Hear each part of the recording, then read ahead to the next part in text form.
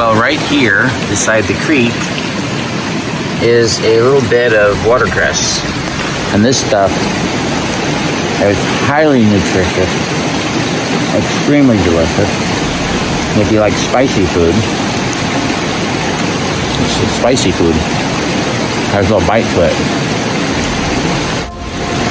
There's enough here to live off of for quite a while.